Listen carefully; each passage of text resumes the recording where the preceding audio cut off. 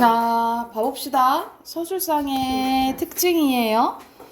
여기서는 개념이 전체적으로 나와 있는데, 서술상의 특징은 서술자가 독자에게 이야기를 전달하는 다양한 방법을 얘기합니다. 그래서 많은 것이 포괄되어 있는데, 서술상의 특징은 시점, 거리, 우리 거리 배웠었죠? 서술자와 인물과 독자의 거리. 인물 서술자 독자. 인물, 서술자, 독자. 인물이면 아래예요. 그래서 인물 제시 방법, 표현 방법, 사건 전개 방식, 문체 등 범위가 매우 넓다라고 보시면 됩니다. 이 서술상의 특징은요, 서술자의 목소리를 드러낼 수 있고요, 서술 방식에 따라서 독자가 받는 느낌을 달리할 수 있다라고 보시면 됩니다. 그리고 전체적인 글의 분위기도 형성하고 서사 전개 속도도 조절할 수 있다라고 보시면 돼요. 그래서 이 서술상의 특징은 전체적으로 이제 소설이 어떻게 말 그대로 전개되는지 많은 것들이 포함되어 있다라고 보시면 돼요. 자, 서술자의 서술 방식입니다. 크게 시간과 공간으로 나눌 수 있는데, 자, 먼저 시간을 활용한 서술 방식 봐볼게요. 첫 번째, 자연스러운 시간의 흐름에 따라 서사를 전개하면 순행적 서술이라 하지, 그치? 같은 말로 무슨 구성이라 하죠? 그렇지, 평면적 구성이라고 하죠. 평면적 구성. 그리고 현재에 대한 서술에 과거에 대한 서술이 이어지는 서술 방식입니다. 보통 과거 회상이 많이 일어난다라고 보시면 되겠죠. 이게 역순행적 서술이지. 같은 말로? 입체적. 그렇지, 입체적 구성이라고 보시면 되고요. 그리고 과거와 현재가 대비되는 경우도 있어요. 과거와 현재의 상황이나 인물의 대처 방식 등에 있어서 차이점을 부각하며 서사를 전개하는 방식입니다. 그래서 과거에는 이랬는데 현재는 뭐 이렇다, 뭐 이럴 수 있겠죠. 그리고 공간을 활용한 서술 방식 봐볼게. 공간의 이동에 따른 서술이 나올 수도 있고요, 공간의 대비를 통한 서술이 나올 수도 있다라고 보시면 돼요. 여기서는 간단하게 시간과 공간에 따른 서술 방식이 나왔다라고 보시면 되고, 오른쪽에 예시 한번 봐볼게. 이호철의 나상이라는 일부분입니다.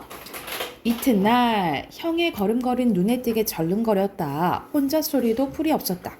그만큼 걸었으면 무던히 왔구만서도 에이 그만 좀 그찌들 무단히 걸었구만서도 하고 주위의 경비병들을 힐끔힐끔 곁눈질을 봤는데, 여기서는 이제 배경이 6.25 전쟁 때라고 생각하시면 돼요. 경비원들은 물론 아는 척도 안 했다. 바뀐 사람들은 꽤나 사나운 패들이었대요. 그날 밤 형은 동생을 향해 쓸쓸하게 웃기만 했대. 지성아, 너 집에 가거든 말이다. 집에 가거든 하고 또 무슨 생각이 나는지 벌쩍 웃으면서 에이, 그 내가 무슨 소리로니? 네가 집에 갈 때 나도 갈 텐데 안 그러니? 내가 정신이 빠졌어. 한참 뒤에 야 칠성아 하고 동생의 얼굴을 똑바로 마주 쳐다보기만 했대요. 며칠이 지날수록 형의 걸음은 더 절룩거려졌는데 행렬 속에서도 별로 혼자 소리 짓거리지도 않았고 평소에 형답지 않게 꽤나 조심스러운 낙색이었다. 둘레를 둘리번 거리며 경비병들 눈치를 흘끔거렸대요. 이젠 밤에도 동생 귀에다 입에 대고 이것저것 짓거리지 않았다라는 거죠. 그래서 여기서는 형, 동생이라 나왔잖아. 1인칭은 아니죠. X고. 그리고 여기서는 시간의 흐름에 따라서 전개된 거 맞죠. O 표시하시면 되겠죠. 폈어요? 네. 폈어요? 네. 귀때기 빼시고. 없다. 그리고 박태원의 소설가 구보씨의 일일입니다. 구보는 이렇게 나왔잖아. 그러면 3인칭이겠죠. 다시 밖으로 나오며 자기는 어디가 행복을 찾을까 생각을 합니다. 여기서는 구보의 생각이 나왔잖아. 그치? 그러면 시점이 뭐겠어요? 전지죠? 작가 시점이겠죠. 발 가는 대로 그 어느 틈엔가 안전지대에 가셔서 자기의 두 손을 내려다보았대요. 구보는 고독을 느끼고 사람들 있는 곳으로, 약동하는 무리들이 있는 곳으로 가고 싶다고 생각한다. 그는 눈앞에 경성역을 보는데요. 그곳에는 마땅히 인생이 있을 게다. 이 낡은 서울의 호흡과 또 감정이 있을 거다. 또 한 구석에 가서서 그의 앞에 가 있는 노파를 봤는데요. 그는 네 집에 드난을 살다가 여기 드나는 약간 다른 집 도와주는 거 뭐 이런 것들 얘기를 해요. 이제 늙고 또 세잔한 몸을 이끌고 결코 넉넉하지 못한 어느 시골 딸네 집에라도 찾아가는지를 모른다. 그래서 여기서는 그나마 좀 가까운 게 뭐가 있겠어요?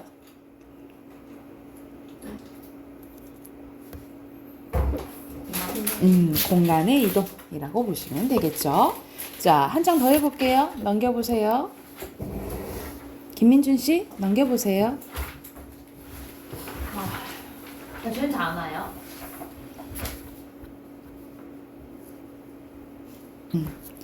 자, 세 번째에 이어서 나오네요. 아까 전에 시간, 공간에 따른 이제 서술이고, 여기서는 서술의 초점에 따른 서술 방식이에요. 서술자가 강조하는 것에 중점을 두어 서술하는 방식이라고 보시면 됩니다.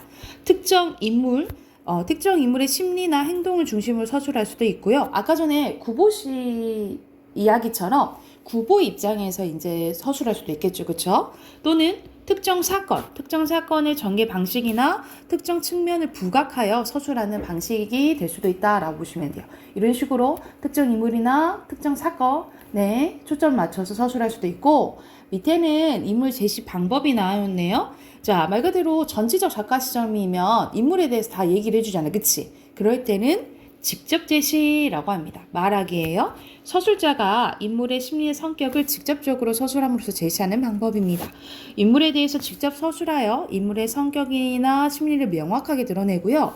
서술자가 모든 상황을 설명해 주잖아. 그치? 그러면은 독자가 상상할 필요가 있어요? 없어요? 없겠죠? 그래서 독자의 상상력을 제한한다라고 보시면 돼요. 그래서 여기서는 같은 말로 설명적 제시, 요약적 제시라고 보시면 됩니다. 김민준, 너 서서 들을래? 정신 안 차려? 자, 반대입니다. 직접적 제시의 반대는 간접 제시라고 보시면 돼요. 그래서 보여주기라고 하는데, 인물의 행동과 말을 통해서 보여주어 독자가 이를 통해 인물의 성격이나 심리를 짐작할 수 있게 만드는 거예요. 그래서 비교적 생동감 있게 인물의 성격이 드러나고요. 독자가 제공된 정보만으로 미루어 상상할 수 있는 여지가 많아진다. 그래서 반대로 독자의 상상력을 유발한다라고 보시면 돼요. 그래서 이거는 같은 말로 극적 제시, 장면적 제시라고 보시면 됩니다. 너는 왜 안 적어?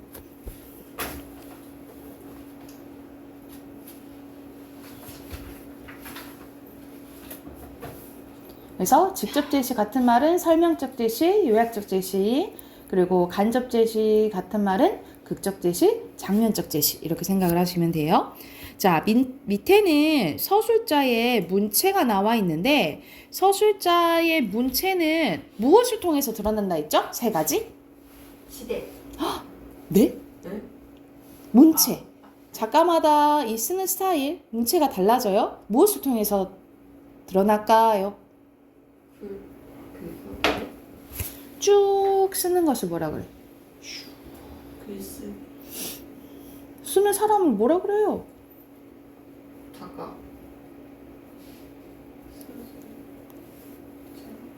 서술. 또 무엇을 통해 드러날까요? 인물들의 말. 행동. 대화. 대화. 그림같이 네. 그림을 그리듯이 쓰는 거. 신상. 묘사. 묘사. 그래서 이 서술, 대화, 묘사를 통해서 문체가 드러나요.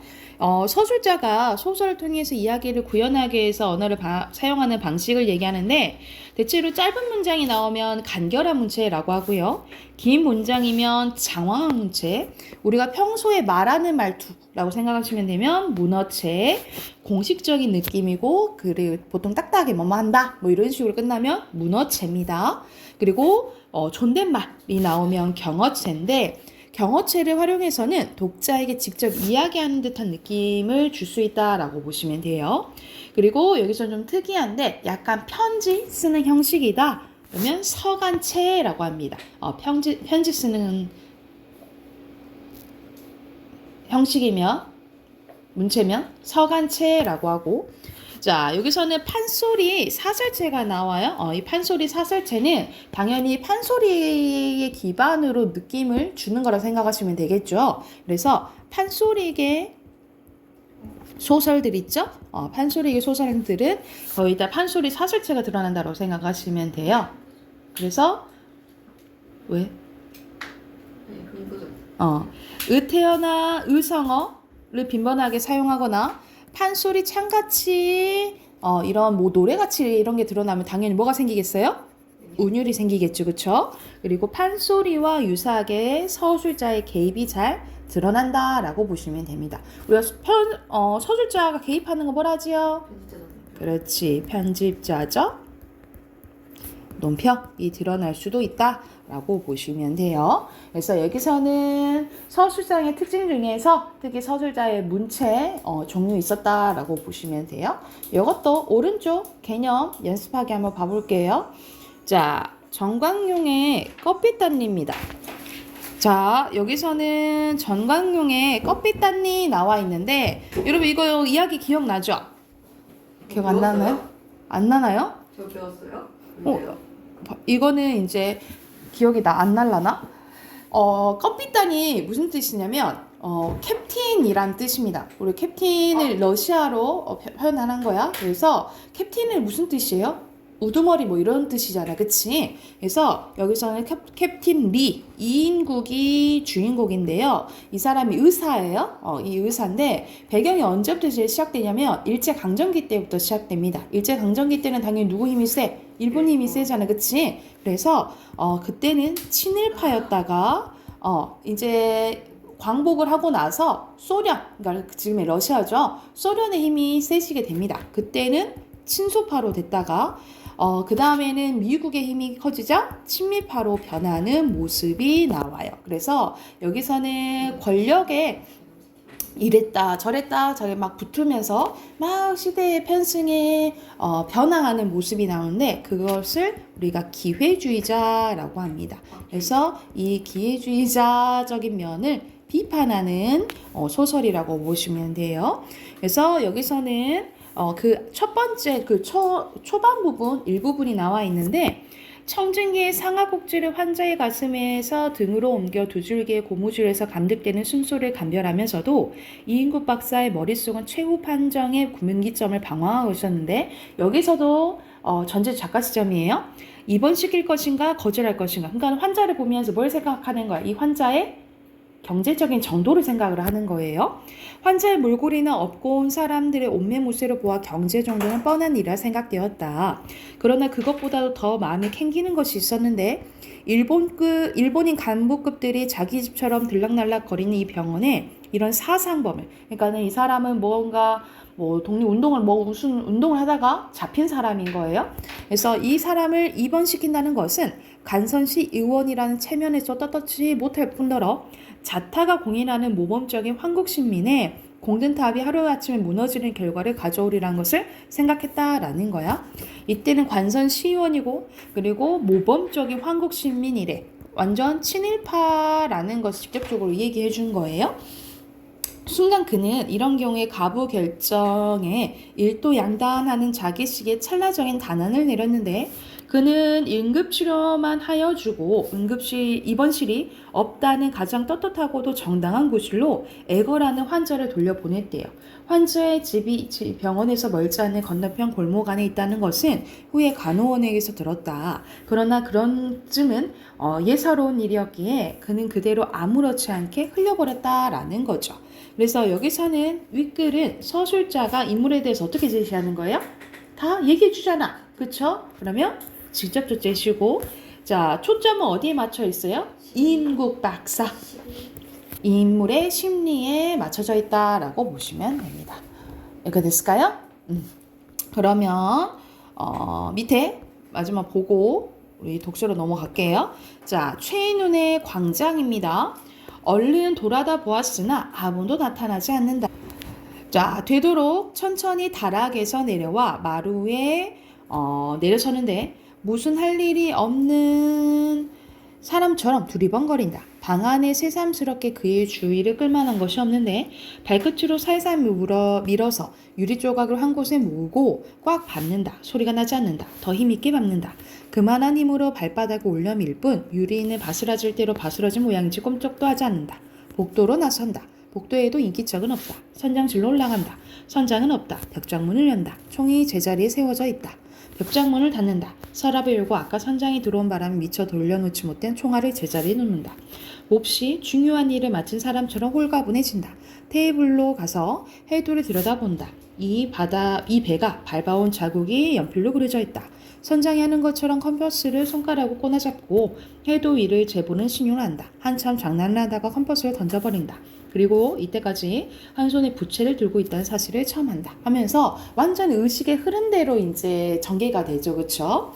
자, 그러면 여기서는 인물의 심리에 대해서 어떻게 제시되고 있어요? 이것도 다 얘기를 해주죠. 이건 또 전지적 작가적 시점이라 생각하시면 돼요. 그라고 그의 심리에 다 나오는 거야. 직접 제시고. 그리고 여기서는 선생님이 동그라미 친 것은 뭐의 이동인 거예요? 공간의 이동이죠. 그렇죠? 공간의 이동이고. 그리고 전체적으로 문장이 짧아요, 길어요? 짧아요. 그러면 어떤 문체? 간결한 문체라고 보시면 됩니다. 자, 여기까지 하고 독서 꺼내볼게요. 오늘은 11데이 할 차례입니다. 72쪽.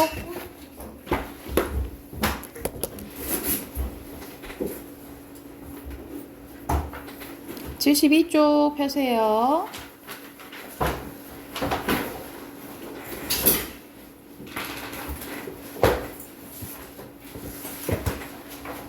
자, 오늘 할 지문은 다른 상황에 지문을 읽고 이 지문에 해당되는 내용을 다른 상황에 적용해보는 문제가 나옵니다.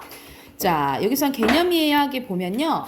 구체적인 상황에 적용하는 문제 유형이 더 확대된 것으로 지문의 내용을 전혀 다른 상황에 적용해서 선택지 내용의 적절성을 파악할 수 있는지 묻는 문제 유형이 나와요. 그래서 먼저 문제의 발문과 보기 등을 통해 문제와 연관된 지문을 먼저 파악을 하고 그 내용을 당연히 정확히 이해를 해야 되겠죠. 그래서 이해한 지문 내용을 바탕으로 보기 등에 제시된 다른 상황을 분석해서 이 지문에 다루고 있는 대상과 맞는지 다른지를 봐야 된다 이 말이야. 그러면 예시 한번 바로 봐볼게요. 여기서는 핵심 개념 찾는 건데, 자, 최근 예술 분야에서는 과학기술을 이용하여 새로운 장르를 개척하는 시도가 이루어지고 있다. 이러한 배경을 바탕으로 등장한 예술의 하나가 바로 엑스레이 아트인데요.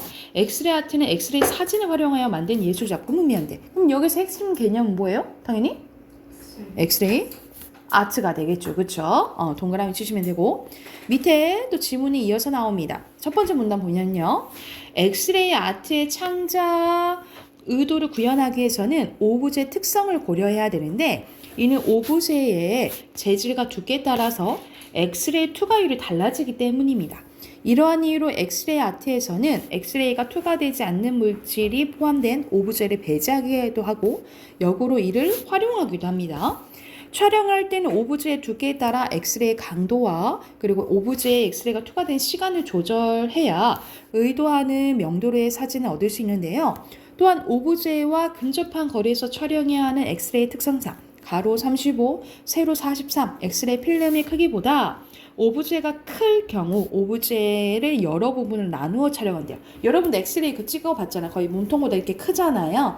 여기 찍으려면 이제 가까이 찍어야 된다는 거지. 한편 작품 창작 의도를 구현하는데 오브제의 모든 구성 요소가 필요하지 않다면 오브제의 일부 구성 요소만 선택하여 창작을 할 수도 있고요. 그리고 오브제가 겹쳐 있을 경우에는 창작 의도와 다른 사진이 나올 수 있으므로 이를 고려해서 오브제를 적절하게 배치하고 촬영 각도도 결정을 해야 된대요. 이어서 오른쪽으로 이 문단 가보면요. 이렇게 촬영한 엑스레이 사진은 컴퓨터 그래픽 작업을 거치는데요. 창작 의도를 드러내기 위해서 여러 장의 사진을 합성을 하기도 합니다. 자, 특히 항공기 동체와 같이 크기가 큰 대상을 오브제로 삼아 여러 날에 걸쳐 촬영할 경우 촬영할 당시의 기온, 습도 등의 영향으로 각각의 사진들의 명도가 다를 수가 있다는 거야. 그러므로 그래픽 작업을 통해서 사진들의 명도를 보정한 뒤에 이 사진들을 퍼즐처럼 맞춰 하나의 사진으로 합성하여 작품을 완성을 한대요. 그래서 밑에는 위에 있는 두 문단 있죠. 그걸 이제 정리한 문장이거든요. 자, 자, 첫 번째 줄이에요. 엑스레이가 뭐가 되지 않는? 투가, 그렇지. 투가 되지 않는 물질이 포함된 오브제를 배제하거나 활용할 수도 있다 했고, 오브제의 두께에 따라 엑스레이 강도와 오브제의 엑스레이 투가 되는 시간 조절한다 그랬죠. 그리고 오브제의 일부 구성 요소를 선택하거나 오브제의 배치나 촬영 각도 조절한다 했어요. 그리고 마지막으로 그래픽 작업하고 하나의 사진으로 합성한다 했죠. 여기까지 됐을까요? 됐나요? 자, 밑에는 이제 적용하는 문제가 나옵니다. 여기서는 엑스레이 아트의 거장인 닉 베세이에 대해서 나오는데요. 엑스레이 활용해 오브제 내부에 주목한 작품을 만들었는데 그는 튤립이라는 작품을 통해 꽃봉오리에 감추어진 암술과 수술을 드러냄으로써 꽃에 보이지 않는 내부의 아름다움을 탐색하게 했대. 또한 셀피라는 작품을 통해서 셀피는 우리 뭐 보통 이제 셀카라고 생각하시면 되겠죠. 현대 사회의 외모지상주의를 비판했는데 이 작품은 자기 얼굴을 찍는 사람의 모습을 엑스레이 촬영한 것으로 엑스레이로 인체를 촬영할 경우 외양이 드러내지 않는 점을 이용하여 창작 의도를 드러냈다라는 거야. 그러니까는 뼈만 보이니까 외모가 그렇게 중요하지 않다라는 것을 알 수가 있다라는 거죠. 자, 1번 봐봅시다. 1번 오브제가 가진 크기의 특성상 오브제를 여러 부분으로 나누어 촬영했을 것 같아요. 기억은 뭐야? 튤립이라 했잖아. 튤립은 그렇게 크지 않죠. 그러면 나눌 필요 있어요? 없어요? 없겠죠. 그러면 X겠지, 그치? 그러면 닉 베세이는 셀피라는 걸 통해서 외형에 집착하는 현대인의 모습을 비판적으로 드러낸 거? 맞죠. O. 그리고 다른 사람의 사진을 찍어주는 다수의 사람을 겹쳐 배치해서 자신의 의도를 드러낼 거가 아니죠. 셀피는 자기 모습 찍는다 했잖아요. 그치? 다른 사람 많이 필요가 없죠. X입니다. 이런 식으로 보문 있고 이 다른 상황 이 보기에 적용하는 이제 문제가 나와요. 그래서 뒤로 넘겨서 74쪽부터 77쪽까지 문제 풀고 바로 답 확인해 볼게요. 네.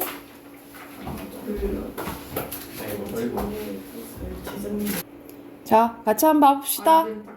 시간도 필요해요? 자, 여기서는 개념 쓰는 거니까 너무 쉽지. 여기서는 구독경제 개념은 앞에 나와 있죠. 소비자가 회원가입 및 신청을 하면 정기적으로 원하는 상품을 배송받거나 필요한 서비스를 언제든지 이용할 수 있는 경제 모델을 구독경제라고 하고, 그리고 밑에는 종류 쓰는 거죠. 세 가지 뭐 있어요? 정기 배송 모델, 무제한 이용 모델, 장기 렌털 모델. 그래서 1, 2, 3 순서대로 쓰시면 돼요. 그리고 2번 A에 해당되는 게 나, 그리고 바고요. B에 해당되는 게 다, 라, C에 해당되는 게 가, 마예요. 오케이. 자, 여기서는 개념을 찾기가 쉬워요. 자본금에 대한 개념은 여기 나와 있죠. 회사 설립의 기초가 되는 것으로 주식 발행을 통해 조성된다 까지 쓰시면 되고요.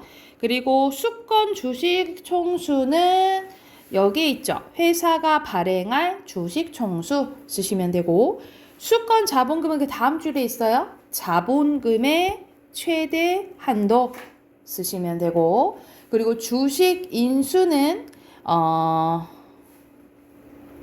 출자자를 누구로 하는지, 그 출자자가 인수하려는 주식이 몇 주인지 확정하는 거 이렇게 쓰시면 됩니다. 90%는 4개 다 지웠어. 그리고 옆에는 적용하는 문제잖아요. 그쵸? 자, 여기서는 5조 보면 당회사가 발행할 주식의 총수는 1만 주고요. 그리고 당회사가 발행하는 주식 1주의 금액은 5,000원이고요. 그리고 당회사가 설립 시 5,000주의 주식을 발행하기로 한 거예요. 그러면 봐봐. 설립하려는 주식회사의 수권 자본금은 요것도 합치면 되잖아. 곱하면 되잖아. 총 얼마예요? 5천만 원 맞나요? 맞아요. 5. 이렇게 곱하면 되잖아. 5천만 원 맞죠? 그리고 갑이 주식 1주를 발행하는 것으로 정관을 수정한다면 주식회사 설립은 불가능합니까? 여기서는 설립하는데 최저자본금 제한 두지 않는다 했어. 상관없어요. X. 그리고 자, 설립하려면 1만 주에 대한 출자자를 확정해야 돼. 5천 주만 해도 돼요. 5천 주. 여기 5천 주잖아. X가 X죠. 그리고 자, 갑이 주식회사를 설립한 이후에 주식을 더 발행하게 하려면 이사회에 결의를 거쳐야 하나요? 네? 그렇죠. 네. 보면 그렇대요. 발행할 수 있다 했잖아요. 의사의 결의 나오죠. 그러면 맞아요. 5입니다. 와, 2개 틀렸다. 자, 이건 앞에서 했던 엑스레이 아트에 대한 설명이죠. 1번에 나와 있지 않는 것은 5번이고요.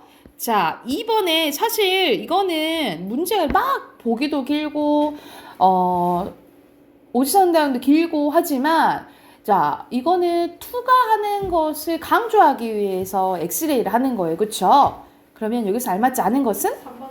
3번이죠. 투과되지 않는 게 아니지. 그치? 자, 그래서 엑스레이 아트는 겉보다 내부를 잘 보여주려고 하는 거예요. 창작 의도가. 그래서 3번에 가장 적절한 것은 5번이 되겠습니다. 됐죠? 여기 뒤에는 조금 쉬웠어. 앞에 게 조금 어려웠고. 자, 어저께 숙제 있었죠? 66조. 어떤 거예요? 난 김민준이 아니라서 문학? 문법 꺼내세요. 66쪽입니다. 자, 66쪽 같이 한번 봐봅시다. 자, 1번에 여기서 적절하지 않은 건데 여기서는 본용어과 보조용어에 대한 설명이거든요. 여러분, 더워온다는 자, 날씨가 덥다. 네, 더워온다. 여기 덥다는 이거는 붙여줄 수 있다라는 거는 더워가 본용어이고 온다가 보조용어이라는 소리예요. 그런데 여기서는 이건 본용어, 이건 먹고 가버린 거잖아. 간 거는 의미가 살아있는 거죠. 이거는 본용어 플러스 본용어니까 붙여 쓰는 게 돼, 안 돼? 안 된다 이 말이야. 무조건 띄었어야 된다 이 말이야. 그래서 여기서 알맞지 않은 것은 4번입니다.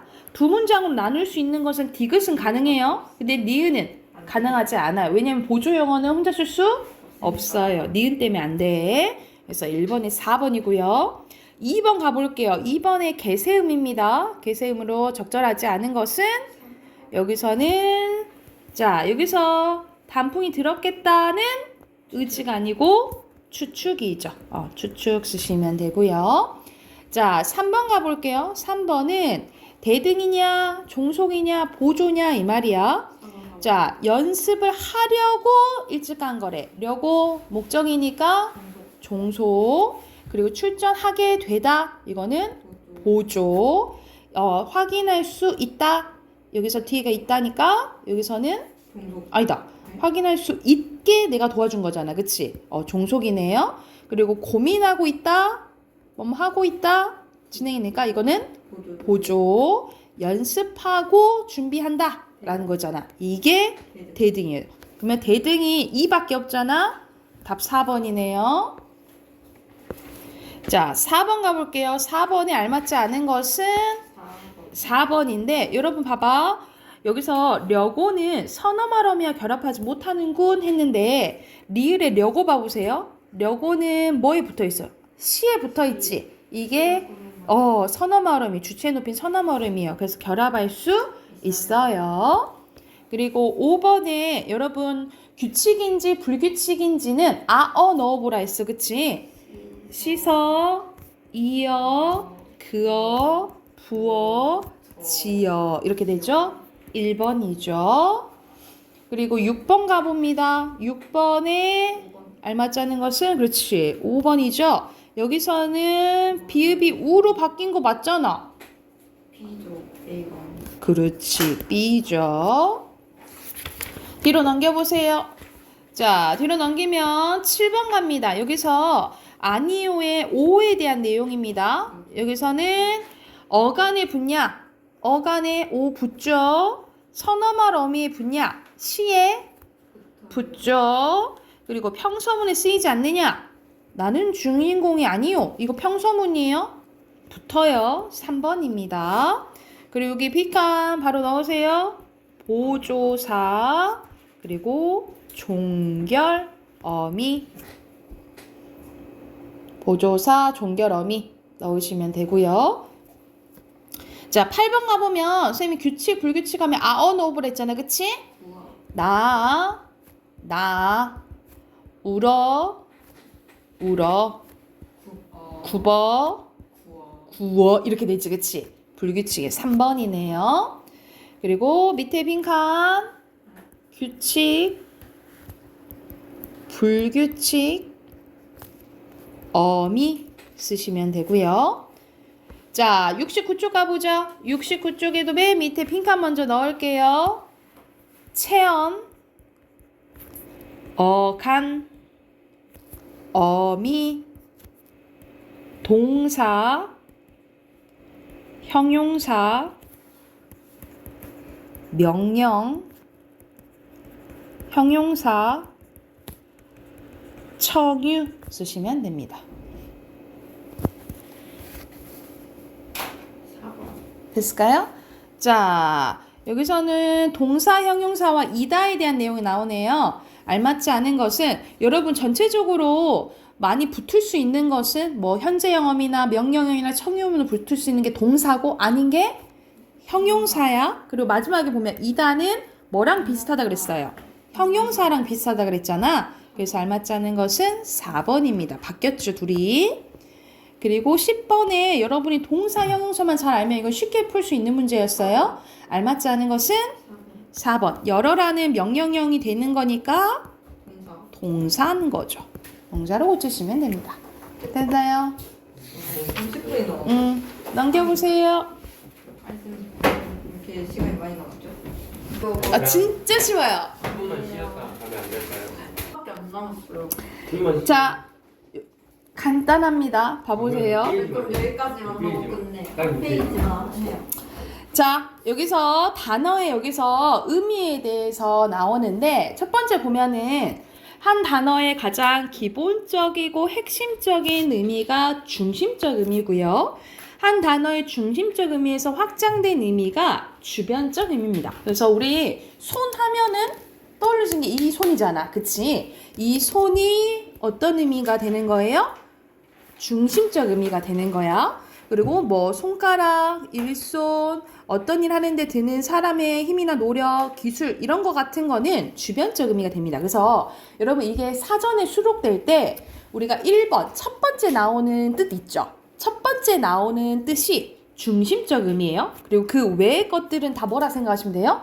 주변적 의미라고 생각하시면 됩니다. 그러니까 1번으로 나오는 게 중심적 의미, 그 다음 거는 다 주변적 의미라고 생각을 하시면 돼요.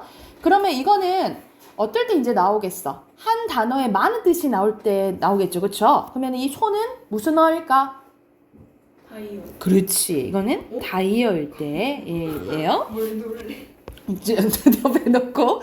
자, 그리고 개념적 의미 봐볼게요. 개념적 의미는 사전적 의미랑 똑같습니다. 그래서 사전에 풀이된 중심적이고 핵심적인 의미를 얘기를 하고요. 그리고 내포적 의미는 함축적 의미랑 같아요. 개념적 의미에 덧붙어서 연상이나 관습 등에 의해서 형성되는 의미라고 보시면 됩니다. 그래서 우리가 보통 시에서 사용되는 단어를 시어라고 하잖아요. 그렇죠? 시어가 함축적이다 라고 보시면 돼요. 그래서 우리 문제에서도 시어에 대해서 나오면 시어가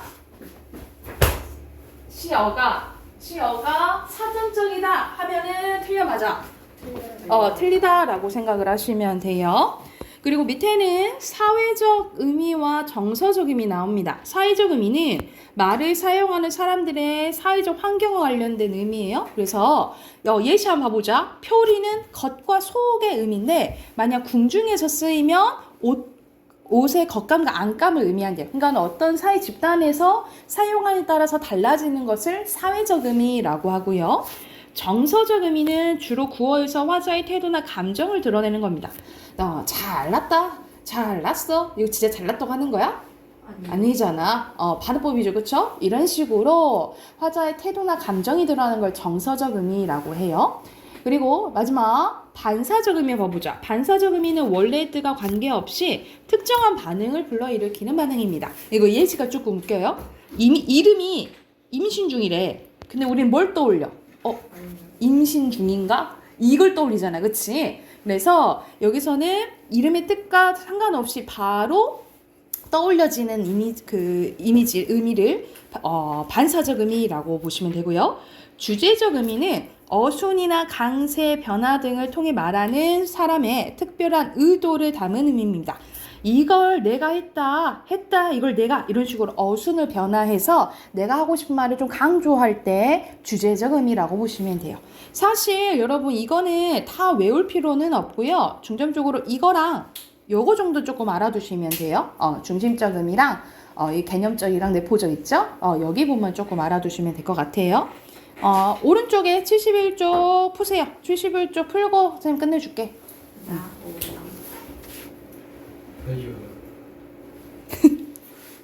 인상. 자, 답 확인해 봅시다. 일부러는 거야. 할머니. 자, 오늘 이거 답 확인하고 다음 주부터 시험 대비 들어갈 거예요. 그래서 다음 주부터 올리드 챙겨 오시면 돼요. 여러분 기존에 가지고 있던 올리드 있지? 선생님 방금 뭐라 그랬어? 올리드 집에 있는 거 가져오라고요. 집중해. 네. 자, 지금 다 듣고 있죠. 발이나 못하면은 아주. 중심적, 내포적, 반사적. 중심적, 내포적, 반사적. 반사적. 자, 요거 우리가 맵다는 거는 미각 얘기하는 거잖아요. 그쵸? 그게 중심적이지? 주. 그리고 개념적 또는 사전 써도 돼요. 그리고 내포, 같은 말로 함축 쓰셔도 되겠죠? 그리고 제이는 잘 온다. 그냥 온다는 거잖아. X, 그리고 O. 라고 보시면 되고요. 그리고 이거는 도치죠? 주제적 의미입니다. 지리가 기분 나쁘면 비하면 옆에 빈칸, 중심, 확장, 이게 왜 나지?